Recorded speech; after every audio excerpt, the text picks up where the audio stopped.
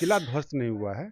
NDA का हार का मुख्य कारण है कि एनडीए का जो वोट बैंक था उसका बिखराव होना। तो यही घटना था कि ब्रिजवासी जी को बर्खास्त किया गया, पिटाई किया गया।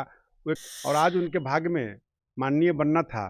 तो जनता सबसे बड़ी अदालत है। नमस्कार, आप देखना शुरू कर चुके हैं लाइव सिटीज को। मेरा नाम अभिषेक है। तिरहुत स्नातक उपचुनाव में नतीजे आ गए हैं। एनडीए प्रत्याशी की करारी हार हुई है और एनडीए प्रत्याशी चौथे नंबर पर आए हैं। अब हार की वजह क्या है, इसको जानने की कोशिश हम कर रहे हैं लगातार, क्योंकि शिक्षक नेता बंशीधर बृजवासी ने जीत हासिल की है। देवेश चंद ठाकुर, जिनका 22 सालों का किला था, उनके किले को ध्वस्त कर दिया है और अब बंशीधर बृजवासी की जीत हुई है। एनडीए है, स्थानीय विधायक है और आई से विधायक है आप। आपके प्रत्याशी की हार हो गई, क्यों हार हो गई? चौथे नंबर पर क्यों चले गए? सर्वप्रथम तो बंशीधर जी को बहुत बहुत बधाई हो कि आपने अपने चुनाव में सफल रहा। इसके लिए बहुत अग्रिम बधाई, स्वर्णिम बधाई दे रहा हूँ। और एनडीए की हार की जहाँ तक बात है, तो एनडीए किसी का किला ध्वस्त नहीं हुआ है। एनडीए का हार का मुख्य कारण है कि एनडीए का जो वोट बैंक था उसका बिखराव होना। तो निश्चित तौर पे इसके कारण हम लोगों ने हार स्वीकार किया है। क्या लगता है इसके पीछे? शिक्षकों में आक्रोश था सरकार के खिलाफ, अधिकारियों के खिलाफ। जिस तरीके से आईएएस के पाठक एक्शन लेते थे, नौकरी से हटा देते थे, वही आक्रोश दिखा है क्या शिक्षकों का? छोटी छोटी गलतियां इकट्ठा होकर बड़ी गलतियां हो जाती हैं। अधिकारियों तो की गलतियां। अधिकारियों की गलतियां हम डायरेक्ट नहीं कर सकते हैं, लेकिन जब कुछ किसी को अच्छा होना था तो पहले लगता है कि ये गलत हो गया।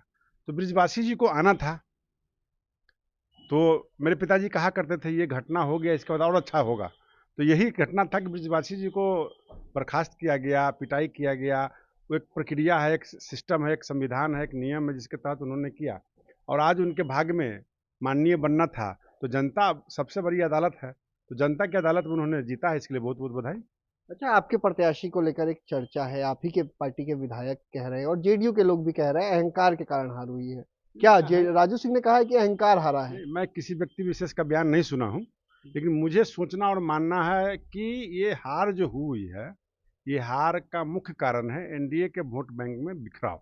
बिखराव आप लोग कह रहे हैं, लेकिन आपसे पूछा गया था कि नहीं? आपके यहाँ मीटिंग नहीं, वूटिंग हम तो हुई थी कि पूछे, नहीं? हम तो आप लगे हुए थे, लेकिन आपके आपके यहाँ हम मीटिंग हुई थी कि नहीं? बता रहे मीटिंग हमारे यहाँ हुई, गए। और हम लोग नॉमिनेशन में भी गए थे, सब लोग गए थे। आप तो यही थे, हाँ, दिखते मंच निश्चित पर निश्चित थे ही निश्चित आप। तौर पे जब जीता तो सिकंदर, हारा तो सब तरह का सवाल उठता है। तो कहीं ना कहीं हमने एक शब्द में कहा कि किसी व्यक्ति ने क्या कहा मैं नहीं जानता हूँ। मैं इतना जानता हूँ कि जो एनडीए का मुख्य धारा का जो वोट बैंक है वो 5 जगह बट गया। तो निश्चित तौर पे है कि जब 5 जगह बट जाएगा तो किसी को तो लाभ मिलेगा ही। 25 में क्या लगता है नुकसान नहीं नहीं, से आप लोग 25 सबक लेंगे कि नहीं नहीं, इससे? अब ऐसा कुछ नहीं है कि हम 4 सीट जीत गए तो हम सिकंदर हो गए, एक सीट हार गए तो हम जीरो हो गए। ऐसा कुछ नहीं होता है। सब चुनाव का, हर चुनाव का अलग अलग समीकरण होता है। तो हम लोग अपनी तैयारी कर रहे हैं, आगे भी किए हैं, आगे भी हैं और लेकिन रहेंगे। हार की समीक्षा होगी ना? क्यों हो ही रही है ना। जैसे हमने कहा कि एनडीए के वोट का बिखराव हुआ, किसी ने कहा कि अहंकार का हुआ, किसी ने कुछ कहा। तो ओवरऑल जो बातें आएगी और आ रही है उसमें है कि नए प्रत्याशी होना, एनडीए के वोट बैंक का बिखराव होना, ये सब कारण है मुख्य रूप से। उसमें छोटी छोटी गलतियां सब जुड़ जाती हैं। तो जेडीयू का किला क्यों ध्वस्त हुआ है? बीजेपी के विधायक रामसूरत राय ने साफ साफ कहा है कि एनडीए के वोटों में बिखराव हो गया था। 4 से 5 जगह एनडीए के वोटरों में बिखराव था, इसी वजह से हार हुई है। और छोटी छोटी गलतियां थी, उन गलतियों से बृजवासी जी को फायदा मिला और लिखा था उनके नसीब में, इसलिए वो एमएलसी बन गए हैं, माननीय हो गए हैं। तो बने रहिए लाइव सिटीज के साथ।